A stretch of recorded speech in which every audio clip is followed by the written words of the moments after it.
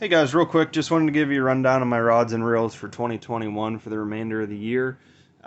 Made a couple of changes since the last video I made, which I think was a couple years ago, so just going to fly through this quickly. Both spinning reels, Shimano Sedona's High Vis 15 or 20 pound Power Pro, running an 8 pound fluorocarbon leader.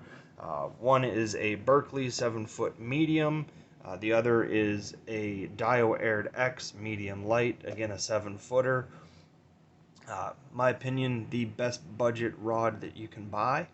As far as my casting gear goes, Bass Pro Shops Pro Qualifier 2. It's a 7-foot medium with an Academy Sports and Outdoors Ethos reel, 6:6 to 1 gear ratio, and I'm throwing that with Yo-Zuri Hybrid 10 to 12 pound jerk baits, square bills.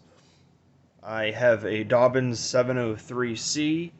That one is paired up with a Shimano SLX 7-speed and 15-pound fluorocarbon.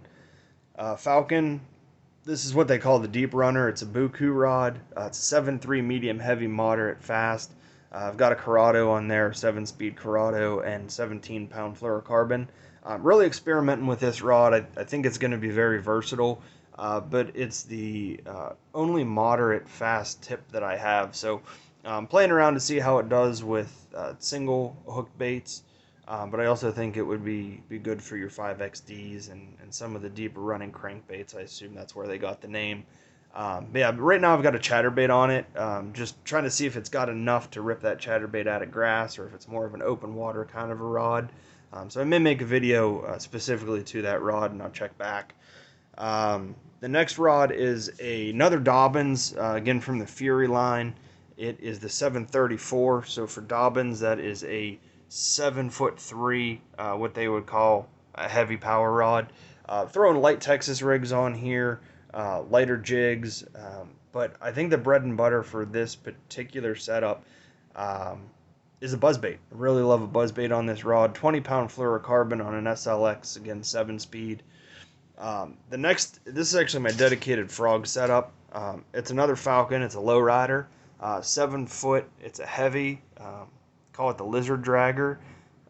If that refers to a Carolina rig, I would not throw a Carolina rig on this rod. But it's got a tremendous amount of tip, solid backbone. My favorite part is it's got a 13.5-inch handle. So whenever I'm walking that frog, it clears easy. I'm not banging my arm or my ribs.